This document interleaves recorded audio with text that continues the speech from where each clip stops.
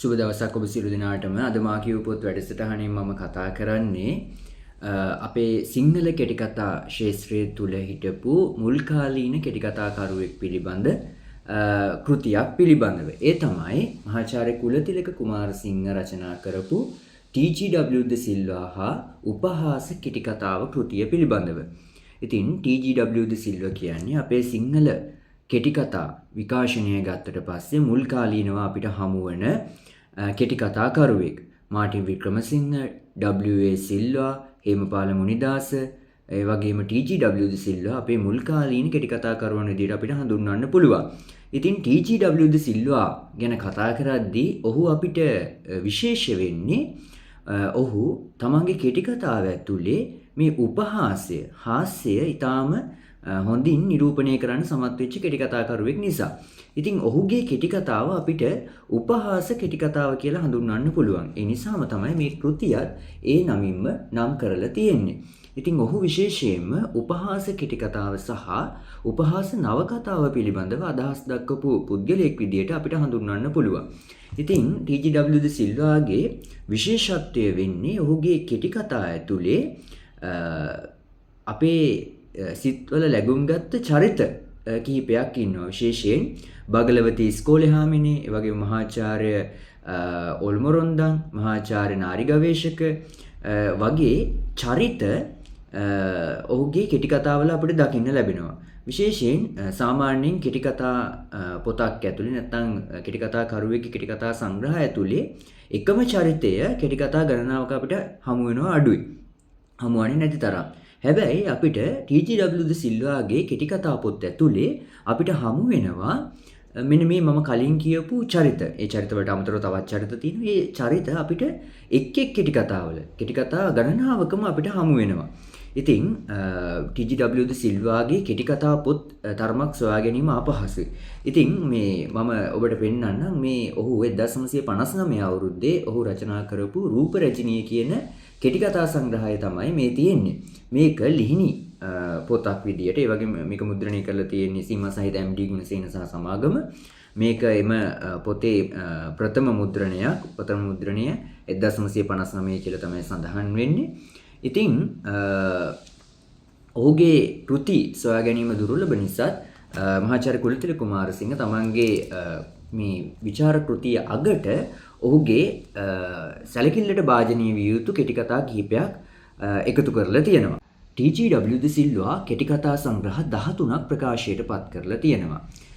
පිළිවෙලින් සඳහන් කරොත් 1955 දී පත්පාඩගම, 1956 දී පුදුම දොස්තර, 1958 දී හොඳ ඔළුව, 1959 දී මම කලින් ඔබට පෙන්නපු රූප රජිනිය, 1960 දී තහනම් කවිය, 1961 දී දවල් සිහිනය, 1962 දී දේශපාලන කෙටිකතා, 1962 දී සිකුරු මගුල, 1963 දී අවංක මිනිසා, 1963 දීම යක්ෂ ගෙදර, 1966 දී ප්‍රගතිශීලී භාර්යාව, 1967 දී දේශපාලන උපහාස, 1967 දී කසාද බැං.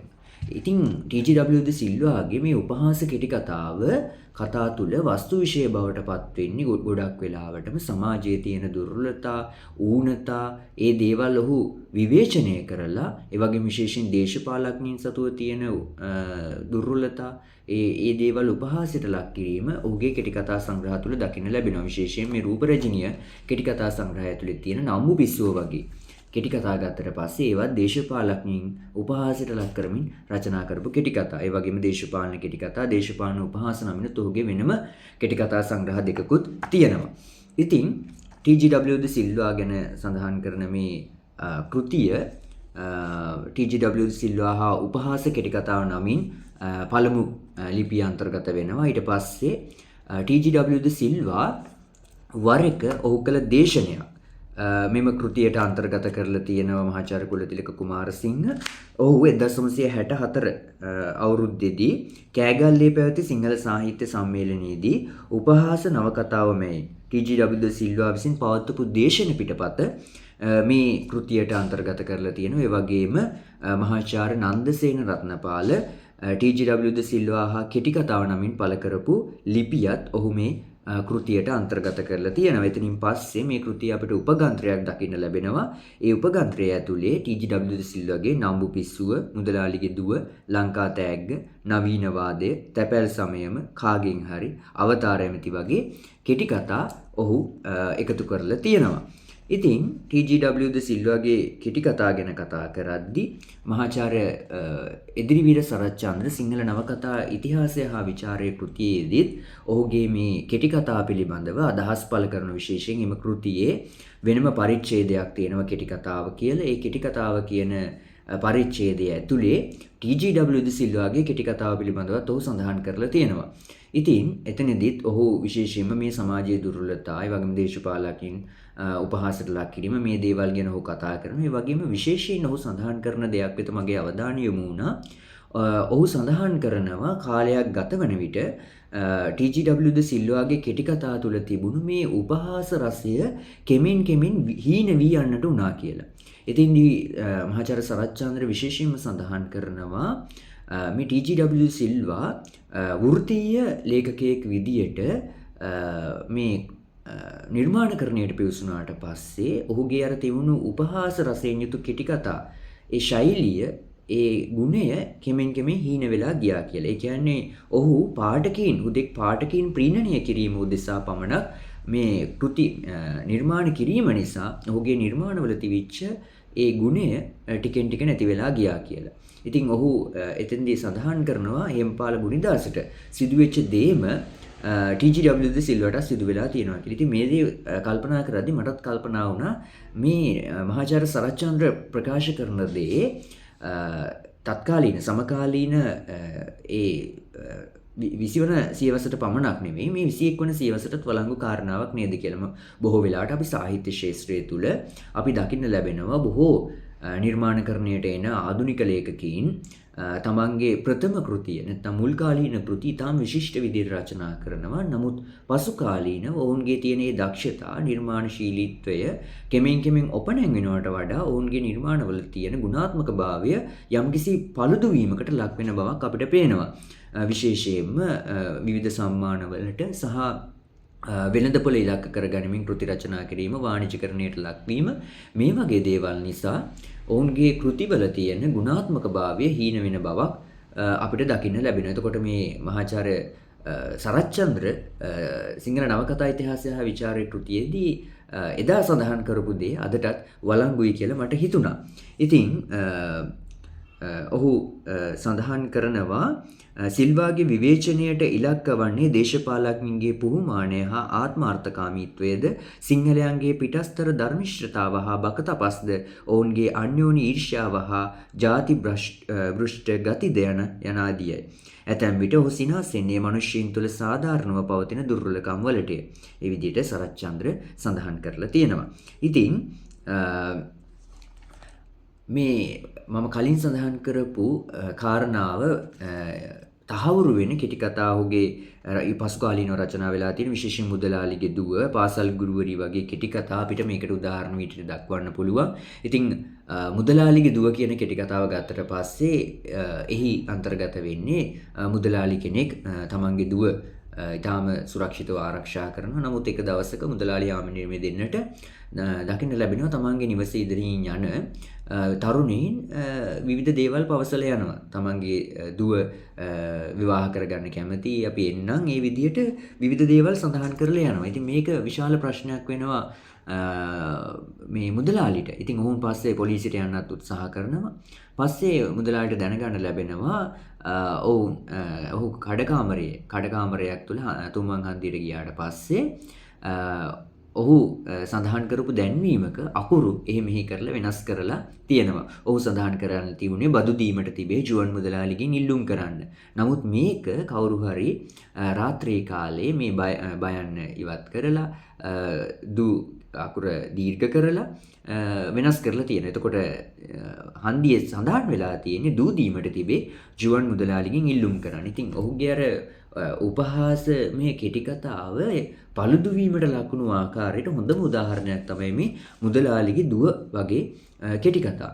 ඒ වගේම අපිට පේනවා ටීජී.ඩබ්ලිව් සිල්වාගේ කෙටි කතා කියවලා බලද්දී ඔහුට විශේෂයෙන් ඔහුගේ කෙටි කතාවලට මනෝවිද්‍යාව නැත්නම් මනෝවිශ්ලේෂණවාදී බලපෑම ගොඩක් බොහෝ දුරට ලැබිලා තියෙනවා කියලා උදාහරණයක් විදිහට නම්බු පිස්සෝ වගේ කෙටි කතාවක් ගත්තට පස්සේ අපිට පේනවා ඔහුගේ කෙටි කතා ඇතුලේ සිග්මන්ඩ් ෆ්‍රොයිඩ්, කාල් යුන්, ඇඩ්ලර් වගේ මනෝ විශ්ලේෂකීන් නැත්නම් මනෝවිශ්ලේෂකීන්ගේ විවිධ කෘති පිළිබඳව සහ ඔවුන්ගේ විවිධ න්‍යායන් පිළිබඳව මේ කෙටි කතා ඇතුලේ කතා කරනවා. එතකොට අපිට පේනවා ටීජී.ඩබ්ලිව් සිල්වා විශේෂයෙන් මනෝවිද්‍යාව සම්බන්ධව නැත්නම් මනෝවිශ්ලේෂණවාදය සම්බන්ධව කෘති කියවපු පුද්ගලයෙක් බව සහ ඒ විෂය පිළිබඳව යම්කිසි ප්‍රාමාණික දැනුමක් ඔහු සතුව තිබුණු බව අපිට මේ ඔහුගේ කෙටි කතා කියවද්දී අපිට දකින්න ලැබෙනවා. ටීජී.ඩබ්ලිව් සිල්වාගේ කෙටි කතා ඇතුළේම අපිට දකින්න ලැබෙන්නේ හැම වෙලාවෙම සමාජයේ විවේචනයට ලක්විය යුතු තැන්.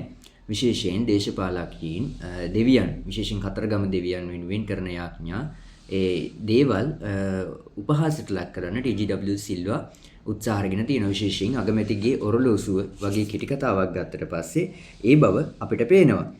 ඒ කෙටි කතාවේ පුද්ගලයන් ගිහිල්ලා මේ අගමැති විසින් ලබා දුණු පොරොන්දු ඉෂ්ට නොකිරීම සම්බන්ධව කතරගම දෙවියන්ට සඳහන් කරාම එතෙන්දී මේ කෙටි කතාවේ සඳහන් වෙනවා මෙහෙම. නරයිනි විනිවිද නොපෙනෙන මෝඩ නරයිනි අගමැතිවරයා එසේ පොරොන්දු දී තිබෙන්නේ මනුෂ්‍ය ලෝකයේ මිනිස් පැය ගණන් වලින් නොව දිව්‍ය පැය ගණන් වලින් බැව් දැනුවත් නිර්වුල්ව වටහා ගනිව්. මනුෂ්‍ය ලෝකයට අවුරුදු ගණන් දිව්‍ය ලෝකවලට එක දවසක් බැවුත් ඔබ බණ පොතපතින් අසා නැද්ද? එහෙයින් දිව්‍ය ලෝකයේ දිව්‍ය පැය ගණන් වලින් සලකා බලන විට අගමැතිතුමා පොරොන්දු වූ පැය 24න් තවම එක පැයක්වත් ගත වී නැති බව වටහා ගනිව්. විනිවිද නොපෙනෙන මෝඩ නරයිනි දැන්වත් වටහා ගනිව් කියමින් කතරගම කන්දස්සාමි අතුරුදහන් වූ ඒ වගේ උපහාස රසයෙන් යුතු කෙටි කතා තමයි අපිට දකින්න ලැබෙන. විශේෂයෙන් තහනම් කවිය වගේ කෙටි කතාවක් ගත්තම අපිට ඒ කෙටි කතාව තුල හමු වෙනවා බගලවති ඉස්කෝලේ හාමිනේ වගේම ලංකාවේ තෑග්ග වගේ කෙටි කතාවලත් අපිට බගලවති ඉස්කෝලේ හාමිනේ හමු වෙනවා. එතකොට ලංකාවේ තෑග්ග කෙටි කතාව ගත්තට පස්සේ ලෝකෙම තියෙන රටවල් වලට සුදුසු වර්ගයේ තෑගි සඳහන් කරලා ප්‍රදර්ශනයක් පවත්වනවා කොළඹ. ඉතින් මේ ප්‍රදර්ශනය බලන්න ලංකාවේ තානාපතිවරයාත් එනවා. එතකොට ලංකාවේ තානාපතිවරයා ලංකාව වෙනුවෙන් තියලා තියෙන තෑග්ග දැක්කට පස්සේ ඔහු කෝපයටපත් වෙනවා. ඉතින් ඉන්දියාවට තෑග්ග විදිහට තියලා තියුනේ පැරණි පිස්කොළ පොතක්. ලංකාවේ තෑග්ග විදිහට තියලා තියුනේ කටු දුවන්නේ නැති ඔරලෝසුවක්. ඉතින් මේක දැක්කට පස්සේ ලංකාවේ තානාපතිවරයා උරණ වෙලා මේක කවුද කලා සංගමයට පැමිණිලි කරාට පස්සේ කලා සංගමය කියනවා බගලවති ඉස්කෝලේ හාමිනේ තමයි මේක යෝජනා කරේ කියලා. එතකොට බගලවති ඉස්කෝලේ හාමිනේත් එක්ක මේ සම්බන්ධ උණුසුම් සංවාදයක් කෙටි කතාව ඇතුළේ යනවා. ඒතෙදි බගලවති ඉස්කෝලේ හාමිනේ කියනවා මේ අවසානයේ මම දේශනයක් පවත්වන. මේ දේශනයේදී මේකට හේතුව මම පැහැදිලි කරන්නම් කියලා. එතෙන්දී බගලවති ඉස්කෝලේ හාමිනේ කියන්නේ ලංකාවේ කිසිම තැනක කිසිම වෙලාවක නිවැරදි වෙලාවට වැඩ කටයුත්තක් සිදු වෙන්නේ නැහැ. කියන වෙලාවට 3ට තියෙනවා කිව්වොත් 3:00ට 4ට 4:00 වෙන්න පුළුවන්. ඒ විදිහට ලංකාව ඇතුලේ කිසිම දෙයක් නිසි වෙලාවට සිදු වෙන්නේ නැහැ. ඒ නිසා ලංකාවට දෙන්න හොඳම තෑග්ග තමයි කටු දුවන්නේ නැති ඔරලෝසුව කියලා. ඉතින් ඒ වගේ සමාජයේ අර උපහාසයට ලක් වෙන සහ අපි අදටත් මේ වෙලාව සම්බන්ධව ගැටලු තියෙන ඒ වගේ සුලභ තේමාවන් තමයි බොහෝ වෙලාවට ටීජී.ඩබ්ලිව් සිල්වා තමන්ගේ කෙටි කතා සඳහා වස්තු විෂය කරගෙන තියෙන්නේ. විශේෂයෙන් ඔහුගේ කෙටි කතාවල අපිට දකින්න ලැබෙන ලක්ෂණයක් තමයි ඇතැම් අවස්ථාවල ඔහු මේ ග්‍රහයින් පිළිබඳව නක්ෂත්‍ර වේදයේ පිළිබඳව ඒ වගේම විවාහයේදී පොරොන්දම් ගැලපීම වගේ කටයුතු සම්බන්ධව සමහර අවස්ථාවලදී ඔහු උපහාසයට ලක් කරනවා සහ සමහර අවස්ථාවලදී මේ දේවල් සුදුසු බව හඟවමින් කෙටි කතා රචනා කරලා තියෙනවා. එතකොට අපිට පේනවා ඇතැම් අවස්ථාවලදී ඔහුගේ මතවල එක මතයක නොසිටපු අවස්ථා අපිට දකින්න ලැබෙනවා. විශේෂයෙන් ඔහුගේ කෙටි කතාවක් විදිහට ගත්තට පස්සේ ඔහුගේ සෙනසුරු ගමන කෙටි කතාව ගත්තට පස්සේ අපිට පේනවා සෙනසුරු ග්‍රහයා කෙනෙකුගේ ලග්නයේ 7 වෙනිට නොහොත් විවාහ ස්ථානයට මාරු වූ විට විවාහ කඩකප්පල් වී යයි. මිනිසුන් අතර විශ්වාසයක් පවතී. මෙම විශ්වාසය හුදෙක් දෛවඥයන් විසින් පටවන ලද මායා මාත්‍රයක් පමණක් බව ප්‍රකට කිරීම අදහසින් සිල්වා සෙනසුරු ගමන කතාව රචනා කළේ කියලා මෙහි සඳහන් වෙනවා. ඉතින් ඒ වගේම අපිට පේනවා තවත් තැනක ඔහු සඳහන් කරනවා මෙලෙස ඇතැම් ජන විශ්වාස හා පිළිගැනීමට දෝෂ දර්ශනයට ලක් කළ සිල්වා විසින් සමහර අවස්ථාවලදී ගතානුගතික දෘෂ්ටින් අගයමින් ඒවා තේමාව කොටගෙන කතා රචනා කරනු ලබලා තියෙනවා. විශේෂයෙන් අපිට පේනවා භාර්යාවගේ භාවනාව, කේන්දර නීතිය වගේ කතා ගත්තට පස්සේ අර මම කලින් කියපු ලක්ෂණ ඒ කෘති තුල අපිට මේ කෙටි කතා තුල අපිට දකින්න ලැබෙනවා. එතකොට ඔහු භාර්යාවගේ භාවනාව කියන කෙටි කතාවේදී සඳහන් කරන්නේ විවාහය සඳහා විවාහපේක්ෂකයන් කේන්දර ගැලපීම වැදගත්. බොහෝ වෙලාවට විවාහ සංස්ථා බිඳ වැටෙන්නේ මේ නිසියාකාරව කේන්දර නොගැලපීම නිසා කියලා. නැත්නම් කේන්දර පොරොන්දම් නොගැලපීම නිසා තමයි මේ විවාහ කඩාකප්පල් වෙන්නේ. ඒ වගේ අර සාම්ප්‍රදායික දේවල් නොසලකා හැරලා කටයුතු කිරීම නිසා තමයි මේ පෞල් සංස්ථා මේ විදිහට බිඳ වැටෙන්නේ කියලා. ඒකට අපිට පේනවා ඔහු ඇතැම් අවස්ථාවලදී මේ දේවල් විවේචනය කළ බැහැර කරන අවස්ථාවල සමහර වෙලාවට ඔහු මේ බැහැර කරපු දේවල්ම නැවත ඔහුගේ කෙටි කතා ඇතුළේ අපිට අරගෙන එනවා. මෙතෙන්දී පියල් වික්‍රමසිංහ ඔහුගේ තහනම් කවිය කෙටි කතා සංග්‍රහයට හැඳින්වීමක් සපයමින් මේ විදිහේ ප්‍රකාශයක් කරනවා. ටීජීගේ කෙටි කතා සියල්ලම ජන සමාජයේ ඉන්න නොයෙක් දුෂ්ටකම් වලට පහර දීමට ලියා තිබෙන කතා මිස මිනිස් ජීවිතය නොයෙක් අයුරින් විදහාපාන තාත්වික කෙටි කතා නොවේ. එහෙයින් ඔහුගේ කෙටි කතා මැනිය යුත්තේ උපහාස කෝදුවෙන් මිස තාත්විකත්වයේ නැමැති මිම්මෙන් නොවේ. මේ සාහිත්‍ය විචාරකයන් විසින් හොඳින් වටහාගත යුතු කරුණක් ඇත. එතකොට අපිට ඔහුගේ කෙටි කතා ඇතුලේ මේ තාත්විකත්වය කියන එක ගොඩක් අවස්ථාවලදී පළදු වෙන අවස්ථා තියෙනවා. එතකොට පියල් වික්‍රමසිංහ මෙතෙන්දි කියන්නේ විචාරකයින්ට ඔහුගේ කෙටි කතා තාත්වික කෙටි කතා පැත්තෙන් බලන්න එපා. ඔහුගේ උපහාස කෝදුවෙන් පමණක් ඔහුගේ කෙටි කතා දෙස අවධානය යොමු කරන්න කියලා. ඒ වගේම ටීජී මේ කෘතියේ සඳහන් වෙනවා තවත් තැනක ටීජී.ඩබ්ලිව් ද සිල්වා කෙටි කතා සංග්‍රහ තුදුසක් පමණ රචනා කොට ඇතත් ඔහුගේ කෙටි කතාවල කලාත්මක විකාශනයක් දක්නට නැත. Martin Wickremesinghe, GB. සේනානායක වැනි කෙටි කතාකරුවන් අනුව යමින් බටහිර කෘතහස්ත කෙටි කතාකරුවන්ගේ නිර්මාණ වෙතින් ආලෝකයක් ලැබීමට ඔහු කිසිදු උනන්දුවක් දැක්වූ බවක් නොපෙනේ. විදේශීය කෙටි කතා තබා සිංහල කෙටි කතා කලාවේ විශිෂ්ට නිර්මාණ ලෙස සැලකෙන සිංහල කතා කලාවේ විශිෂ්ට නිර්මාණ ලෙස සැලකෙන ජාතක කතාවලින් වුවද ඔහුගේ කතාවලට ආලෝකයක් ලැබිනයි කිව නොහැකිය.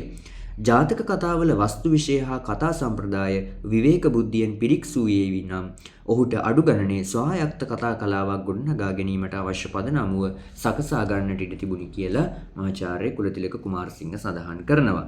ඉතින් ඔහු මේ කෘතිය දෙවන පරිච්ඡේදය දක්නට ලැබෙන ඔහු කළපු දේශනය උපහාස නවකතාව සම්බන්ධයෙන් ඒක නම් කරලා තියෙන්නේ උපහාස නවකතාවේ අරමුණ කියලා. එතෙන්දී ඔහු සඳහන් කරන මේ වගේ දෙයක් තාත්වික නවකතාවකින් කෙරෙන්නේ අමුතු කිසිවක් ගොතන්නේ නැතිව, ගලපන්නේ නැතුව, එක් කරන්නේ නැතුව මිනිස් ජීවිතය ඊටා ස්වභාවිකව ඇති සැටියටම විදහාපෑම හෝ පෙන්눔 කිරීමයි. අද්භූත නවකතාවකින් කෙරෙන්නේ මිනිස් ජීවිතයටම අයත් සිද්ධීන් රසක්ගෙන කියවන්නවුන්ගේ සිත් තදින් පැහැර ගන්නා අයුරු හැඩ කැටයම් සහිතව ගොතා මතා ගලපා සායම් කොට විචිත්‍ර වර්ණයෙන් පෙන්눔 කිරීමයි. ඓතිහාසික නවකතාවකින් කෙරෙන්නේ ඓතිහාසික සිද්ධීන් රසක්ගෙන ඒවා රසවත් නවකතාවකට ගොතා මතා හැඩ දමා පෙන්눔 කිරීමයි. ඉතින් මේ කාරණා කියලා ඔහු උපහාස නවකතාව නිර්වචනය කරනවා මේ විදියට. උපහාස නවකතාවකින් කෙරෙන්නේ විසම රාජ ධර්මයකට හෝ දුෂ්ට දුබල සමාජ ධර්මයකට හෝ නොමනා ව්‍යාපාරයකට හෝ පහර ගැසීමයි කියලා. එතකොට ඔහු මේ ඔහුගේ දේශනය ඇතුලේ දිගින් දිගටම චෝදනා කරනවා මේ ලංකාවේ ඉන්න සාහිත්‍ය විචාරකයන් සහ සාහිත්‍යයෙන් යෙලෙන අය මේ උපහාස නවකතාව කියන එක නිසියාකාරව හඳුනාගෙන නැහැ කියලා. ඔහු නැවත නැවතත් මේ දේශනයේදී සඳහන් කරනවා උපහාස නවකතාවකින් කරන්නේ විෂම රාජ ධර්මයකට හෝ දුෂ්ට දුබල සමාජ ධර්මයකට හෝ නොමනා ව්‍යාපාරයකට හෝ පහර ගැසීම බව. ඔහු කියනව තවදුරටත් සීනි පෙත්තකින් වට කොට සාදා තිබෙන්නක් වුවද කුයිනයින් පෙත්ත ලොසින්ජරයක් නොවේ. එය උණ රෝගයක් සුව කිරීම පිණිස දෙනු ලබන අමුතිත්ත බෙහෙත් පෙත්තක් වේ. සීනි සහ සීනියෙහි තිත්ත රසය වසන් කිරීමට මුහු කර තිබෙන බාහිර ද්‍රව්‍යයක් වේ. උපහාස නවකතාවක ඉස්මතුව බල පැවැත්වෙන විහිළුවත් සිනහවත් එවැන්නකි. ගසන පහරෙන් කිසියම් සැර යමක් කමක් වේ නම් ඒ සැරකම අඩු කිරීම පිණිස ලිහිල් කිරීම පිණිස මිශ්‍ර කර තිබෙන්නක් වේ. නොයසේව තනිකර ලොසින්ජර බෝලයක් සීනිමෙන් පොඩි ළමයින්ට සූප්පු කර විනෝද වීමට මුහු කර තිබෙන්නක් නොවේ. උපහාසයේ එහි නියම තත්වය මෙසේ වන හේයින් උපහාස නවකතාව තනිකම විහිළු සිනහ කතාවක් හැටියට සැලකීමත් හරියට කුයිනයින් පෙත්තක් ලොසින්ජරයක් මෙන් සැලකීමක් වෙයි කියලා ඔහු සඳහන් කරනවා. ඊළඟට ඔහු උපහාස නවකතාව පිළිබඳව තියෙන වැරදි හැඟීම් කිහිපයක් පිළිබඳව සඳහන් කරලා ඒව නිවැරදි කරගන්න ආකාරය පිළිබඳව ඔහු සඳහන් කරනවා. විශේෂයෙන් කරුණු 3ක් ඔහු මෙහිදී ඉදිරිපත් කරනවා. පළවෙනි කාරණාව උපහාස නවකතාවක ගැඹුරු දර්ශනයක් හෝ තාත්වික මිනිස් ජීවිත විවරණයක් තිබිය යුතු යන වැරදි හැඟීමක් දැන් ඔබ තුල නැත. 2. උපහාසය නවකතාවක ගැඹුරු දර්ශනයක් හෝ තාත්වික මිනිස් ජීවිත විවරණයක් නැති පළියට උපහාස නවකතාව පහත් කතා සංඛ්‍යාහිලා සැලකිය යුතු යන වැරදි හැඟීමක් දැන් ඔබ තුල නැත. 3. විහිළුවත් සිනහවත් ඉතා තදින් බලපැවැත්වෙන නිසා උපහාස නවකතාව විහිළු කතාවක් හැටියට වර්ධවා වටහා ගැනීමේ දුබලකම දැන් ඔබ තුල නැත. ඒ විදිහට මේ උපහාස නවකතාව පිළිබඳව තියෙන වැරදි මතවාද පිළිබඳව ඔහු සඳහන් කරනවා. ඊළඟට මහාචාර්ය නන්දසේන රත්නපාල ජීවත් වෙලා ඉන්න කාලේ මහාචාර්ය කුලතිලක කුමාරසිංහට එවපු ලිපියක් තමයි මෙහි අන්තර්ගත කරලා තියෙන්නේ. ටී.ජී.ඩබ්ලිව්.ද සිල්වා හා කෙටි කතාව මෙයි. ඉතින් මේ පොත ඇතුලේ මහාචාර්ය නන්දසේන රත්නපාල මහතාගේ මේ ලිපියට මම ඊටාම ප්‍රිය කරනවා. ඔහු ඊටා අපූර්වට මේ ටී.ජී.ඩබ්ලිව්.ද සිල්වාගේ කෙටි කතා විවරණය කරලා තියෙනවා. විශේෂයෙන් මට කලින් කියන්න අමතක වුණා. ටී.ජී.ඩබ්ලිව්.ද සිල්වාගේ කෙටි කතාවල අර බගලවති ඉස්කෝලේ හාමිනේ මහාචාර්ය ඕල්මොරොන්දන්, මහාචාර්ය නාරි ගවේෂක, එතකොට හරිතකී වගේ විශ්වවිද්‍යාලත් එක්ක විශේෂයෙන් ඔහු කාකද්වීපය, පත්පාඩගම වගේ විවිධ රටවල් නම් කරලා මේ කාකද්වීපයේ තමයි මේ ඔහු කියන කෙටි කතාවල කියන සිද්ධි සිදු වෙන්නේ. ඉතින් සැබවින්ම ඔහු මෙතන කාකද්වීපය නැත්නම් පත්පාඩගම මේ විදිහට හඳුන්වන්නේ සැබවින්ම මේ ලංකාව කියන රටම තමයි. මේ ලංකාවේ වෙන දේවල් ඔහු මනක්කල්පිත රටක් සහ චරිතමවමින් ඔහු අපූර්වට ඉදිරිපත් කරලා තියෙනවා. ඉතින් මේ මහාචාර්ය නන්දසේන රත්නපාල සඳහන් කරන විශේෂයෙන් ඔහුගේ කෙටි කතාවල අපිට පේනවා මේ විශ්වවිද්‍යාල ආචාර්යවරු සම්බන්ධව මහාචාර්ය නාරි ගවේෂක මහාචාර්ය ඕල්මොරොන්ද වගේ චරිත අපිට පේනවා. ඒ වගේම පාසල් පද්ධතිය නියෝජනය කරමින් බගලවති ඉස්කෝලේ හාමිනේ වගේ චරිත අපිට පේනවා. මහාචාර්ය නන්දසේන රත්නපාල සඳහන් කරන කාරණාවක් මම ඔබට ඉදිරිපත් කරන්න. ටී.ජී.ඩබ්ලිව් අපේ විශ්වවිද්‍යාල දිහා බලන හැටි මින් මතු නොවන්නේද? විශ්වවිද්‍යාල ගුරුවරයාත් අවශේෂ ගුරුවරුන් අතර ඇති වෙනස කුමක්ද? දෙගොල්ලම කරන්නේ ඉගැන්වීම. නමුත් විශ්වවිද්‍යාල ගුරුවරයා පරේෂණය තම සදාකාලික ආධ්‍යාත්මික ආහාරය කරගනි. පරේෂණයෙන් තොර ජීවිතයක් විශ්වවිද්‍යාල ආචාර්යවරයෙකුට නැත. ඔහු උගන්වන්නේ පරේෂණයෙන් තමා ලබා ගන්නා දේය. ඔහු එසේ සොයා ගන්නා දේ සමාජයේ එදිනෙදා ප්‍රශ්න විසඳා ගැනීමට මහජනතාවගේ සුභ සිද්ධියට හේතුභූත විය යුතුමය. ටී.ජී.ඩබ්ලිව්.ගේ කතාවේ එල්ලේ ගමන් කරන දුර වටහා ගැනීමට තරම් අප විචාරශීලී විය යුතුය. ඉතින් ඔහු මේ කෙටි කතා ගණනාවක් පිළිබඳව මේ කෘතිය ඇතුලේ කතා කරන මෙතන විශේෂ අවධානය යොමු වෙන කෙටි කතාවක් තමයි නාරි රූපං ඉඩංකඩම් කියන කෙටි කතාව. ඉතින් නාරි රූපං ඉඩංකඩම් කෙටි කතාවේ අපිට මේ මහාචාර්ය ඕල්මොරොන්දම්, ඒ වගේම කවන්දි පියතුමා, හරිතක විශ්වවිද්‍යාලයේ ප්‍රධානාචාර්ය කවන්දි පියතුමා, මහාචාර්ය නාරි ගවේෂක වගේ අය අපිට හමු වෙනවා. විශේෂයෙන් මෙතන මහාචාර්ය නාරි ගවේෂක පරේක්ෂණයක් කරනවා පුවත්පත් දැන්වීම් දෙකක් දාලා කොහොමද මේ සමාජයේ විවාහයට යන කාන්තාවන්ට තියෙන ඉල්ලුම කොයි ආකාරද කියලා බලන්න ඔහු පරේක්ෂණයක් කරනවා. එතෙන්දී පළවෙනි දැන්වීම ඔහු දාන්නේ ඊටාම විනීත සුවිනීත ගතිගුණ වලින් යුතු හැබැයි ලොකු දීපල මිල මුදල් නැති තරුණියකගේ විස්තර දාලා පුවත්පත් දැන්වීමක් දානවා.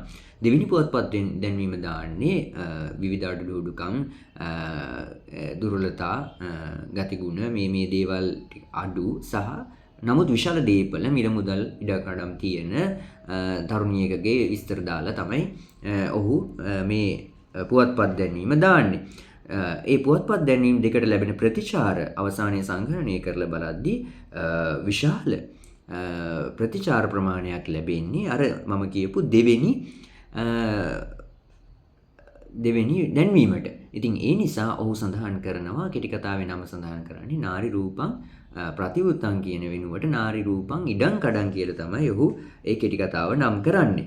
ඉතින් ඔහු තවදුරටත් විශේෂයෙන් මහාචාර්ය රත්නපාලගේ ලිපිය ඇතුලේ ඔහු කතා කරනවා ටී.ජී.ඩබ්ලිව්.ඩි සිල්වාගේ කොහොමද මේ සමාජයත් එක්ක ඔහුගේ කෙටි කතාව සම්බන්ධ වෙන්නේ කියලා. ටී.ජී.ඩබ්ලිව් තේරුම් ගැනීමට නම් ඔහුගේ කෙටි කතාවලට ඇතුළු කරන ලද මේ සුවිශේෂ සමාජමානය වටහා ගත යුතුමය. කතාවේ ඔහු යොදාගත් මෝස්තරය හෝ කතාවේ සන්දර්භය පිළිබඳ උපක්‍රම වටහා ගැනීමට මේ සමාජමානය අවබෝධ කර ගැනීම වැදගත් කියලා ඔහු කතා කරන විශේෂයෙන් පිස්සු ළමිස්සිය වගේ කෙටි කතාවක් උදාහරණයට අරගෙන. ඒ වගේම ඔහු තවදුරටත් සඳහන් කරනවා ඔහු අපට නොපෙනෙන හෝ නොපෙනෙන පැත්තක් නොපෙනුන සහ හෝ නොපෙනෙන පැත්තක් සමාජයේ එක්තරා අංශයක් විවෘත කළා පමණක් නොව ඒ පැත්ත බලන්නට යෝග්‍ය ලෙස අපේ සමාජ කාචයද සකස් කළේය. පිස්සු ළමිස්සියගේ කතා බහත් හැසිරීමත් කලින් අපට පෙන්වා දීමෙන් ඊළඟට එන අත්දැකීම දෙස බලන්නට උචිත දෘෂ්ටි කෝණයක් සකස් කර දෙන ලදී. එයත් කතාකාරයාගේ දක්ෂකමකි. ටී.ජී.ඩබ්ලිව්.ගේ මේ දක්ෂකම් ගැන නොසිතා ඔහු බොළඳ උපහාස කතා පමණක් ලීවේ යයි කීම මේ ලේඛකයා අවබෝධ කර ගැනීමට සුදුසු මාර්ගය නොවන්නේ කියලා මහාචාර්ය රත්නපාල සඳහන් කරනවා. ඒ වගේම ඔහු තවදුරටත් සඳහන් කරනවා ටී.ජී.ඩබ්ලිව්.ගේ ඇතැම් කතා විශාල දියපහරකින් කුණු කන්දරාවක් සෝදා හරින්නට තරම් සමාජ විරේචන අන්තර්ගත කතන්දරය. අප කලින් කී වාසේ කතාවේ අත්දැකීමට අපද සහභාගී කරගන්නා ඔහු කතාවේ මතුවන දුර්වලකම අප තුලත් ඇති බව පෙන්වා දේ. ඉක්බිතිව කතාව සුවිශේෂ අත්දැකීමක් කරමින් ඒ සමාජීය කතන්දරයේ අත්දැකීමෙන් විරේචනය කරයි. නැත්නම් ගසාගෙන යන්නට ඉඩ සලසා පවිත්‍ර කරයි. ඒ වගේම ඔහු සඳහන් කරනවා පොදුවේ මනුෂ්‍යත්වයේ පමණක් පහර දීමත් පෞද්ගලික අපරාධකාරයට අනුකම්පා කිරීමත් මහා දාර්ශනිකයාගේ සිරිතකි. පවට නොව පෞකාරයට ගල් ගැසීම අන්ත දුර්වලයන්ගේ ලක්ෂණයකි කියලා ඔහුගේ කෙටි කතා ටී.ජී.ඩබ්ලිව්.ගේ කෙටි කතාවක් ඇතුලේ සඳහන් වෙනවා. මේක කියවද්දි මට මතක් වුණේ මාටින් වික්‍රමසිංහගේ පෞකාරයට ගල් ගැසීම කෙටි කතා සංග්‍රහය. එතෙන්දී වික්‍රමසිංහ සඳහන් කරනවා පව පිළිකුල් කරතත් පෞකාරයා පිළිකුල් කරන්න එපා කියලා. ඔහුට අවස්ථාවක් ලබා දිය යුතු බව ඔහු එම කෙටි කතා සංග්‍රහයේදීත් කතා කරනවා. ඉතින් ඊට පස්සේ අපිට දකින්න ලැබෙන්නේ උපග්ගාන්තරය. උපග්ගාන්තරය ඇතුලේ ඔහුගේ කෙටි කතා ගණනාවක් අන්තර්ගත කරලා තියෙනවා. ඉතින් මෙන්න මේ විදිහට තමයි මේ කෘතියේ අන්තර්ගතය තියෙන්නේ. ඉතින් මේ කෘතිය ගොඩගේ ප්‍රකාශනයක්. ගොඩගේ සහ සහෝදරයෝ ප්‍රකාශනයක් විදිහට තමයි ඔබ වෙතට එන්නේ. පිටු 120කින් සමන්විතයි. මේ කෘතියේ ප්‍රථම මුද්‍රණය සිදු වෙලා තියෙන්නේ සංශෝධිත දෙවන මුද්‍රණය 2017 අවුරුද්දේ. ඉතින් ටී.ජී.ඩබ්ලිව්.ඩි සිල්වාගේ කෙටි කතා සම්බන්ධව අධ්‍යයනය කරන විද්‍යාර්ථීන්ට මේ කෘතිය වැදගත් වේවි කියලා මම හිතනවා. එහෙම වැදගත් වෙයි කියලා හිතන ඔබට මේ කෘතිය කියවන්න පුළුවන්. ඉතින් මේ කෘතිය කියවා නැති අයට කියවන්න ආරාධනා කරන ගමන්ම මම අද දවසේ මා කියූ පොත් වැඩසටහනින් සමුගන්නවා. සියලු දෙනාටම සුබ දවසක්.